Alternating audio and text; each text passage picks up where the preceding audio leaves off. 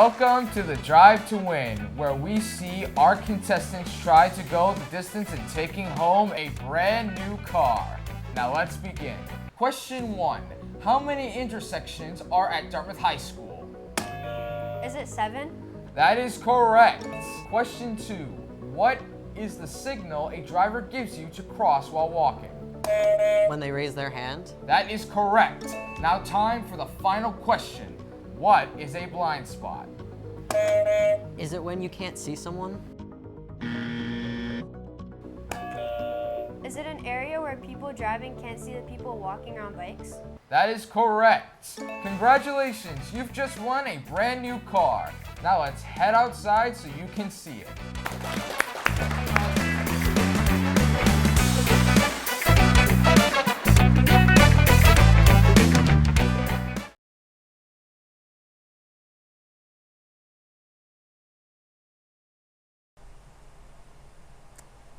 All right, welcome back to Coogans Corner, episode here at Dartmouth High School where we focus on clubs and activities and student life.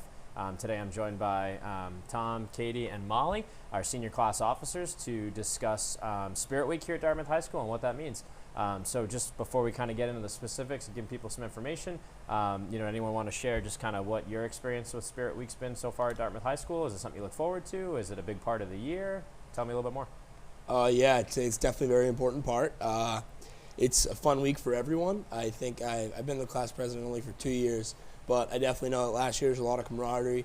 People are really excited, and I think it's just a time where it shows a lot of unity in the school, and people can all come together and do the same thing and dress the same way. So I feel it's a very fun time for everyone, and it shows inclusivity, and I think it kind of represents what Dartmouth really is all about.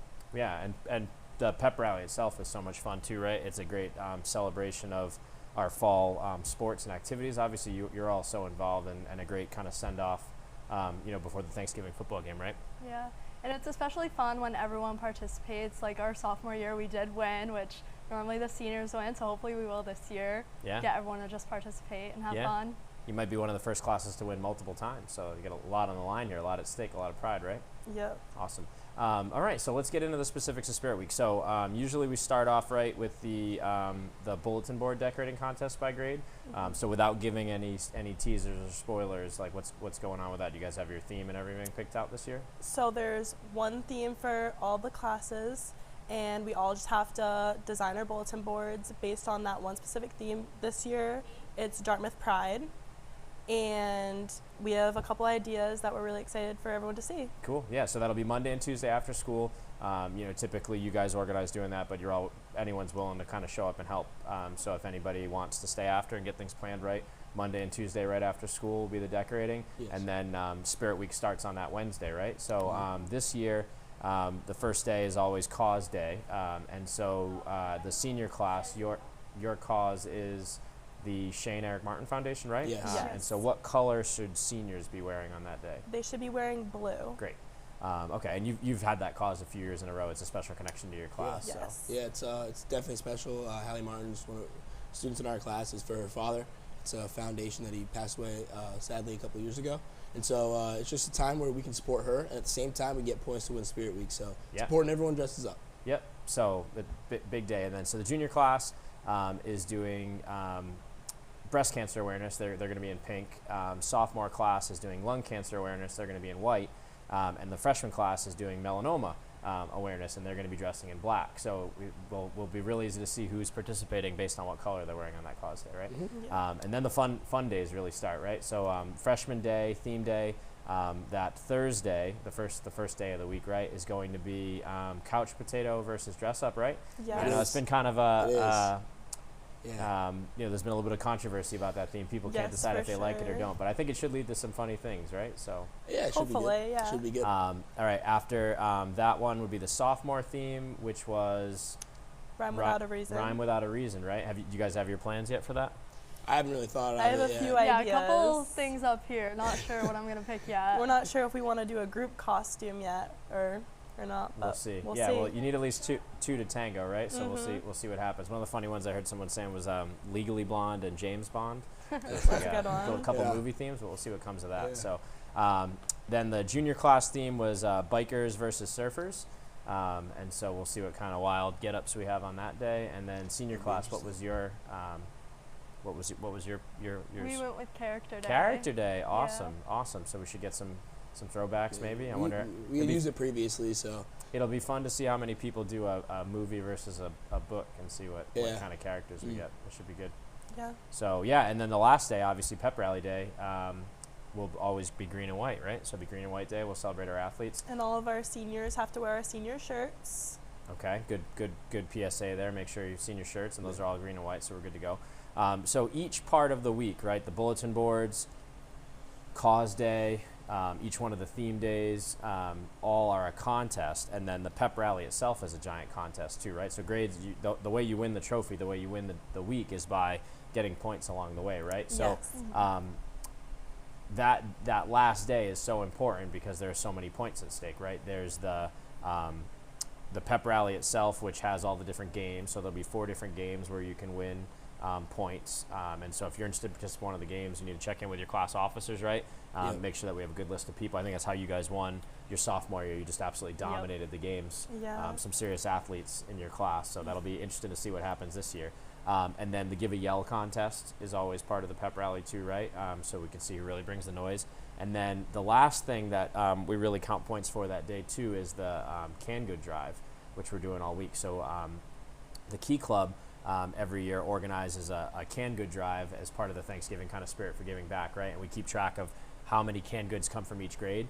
And so typically, not only is that a great way for us to get back to the community, but it does count for that. So the Key Club does an awesome job of organizing that, counting everything for us. So those are points that are up for tally. So that altogether, there's 7 or 8 things that are contests throughout the week that we have to do well in if we want to win the whole thing, right? And I think what I would say to that is I think it's do not wait until Spirit Day or the last day, the pep rally day, to participate. There's a lot of opportunities, and whether that is helping after school to help us win the board contest, or donating cans, or dressing up for all the other Spirit Day week days.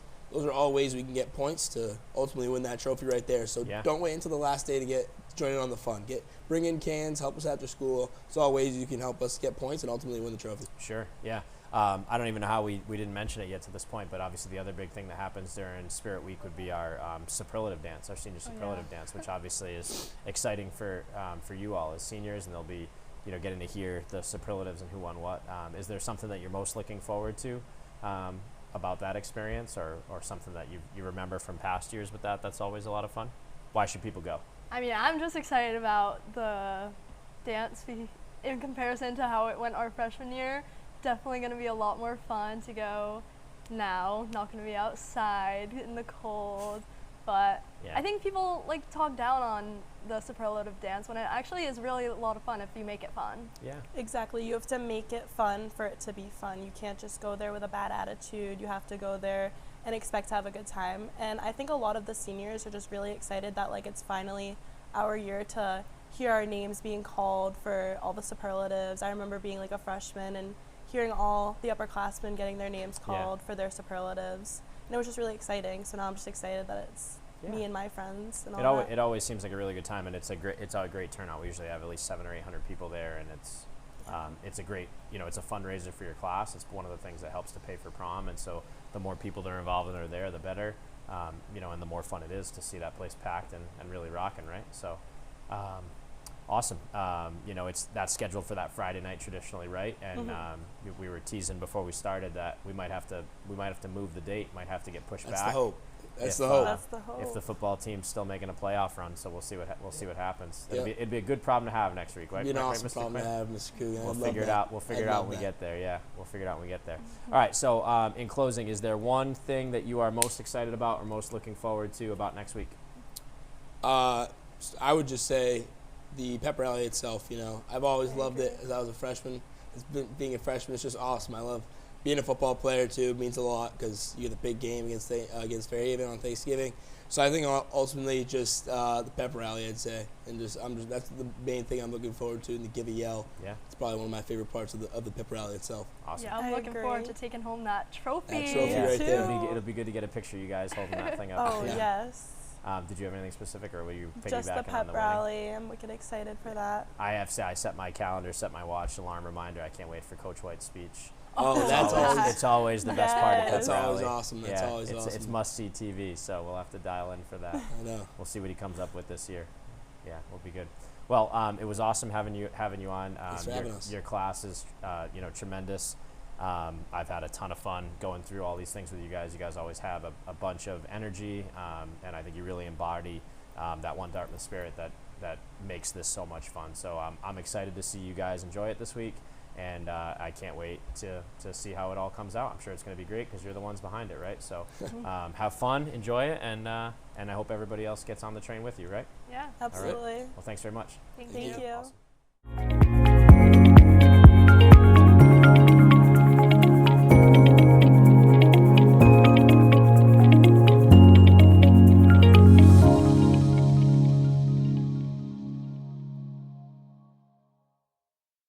Cats are cute, but as anyone who has owned a cat before can say, they are also rooting killers.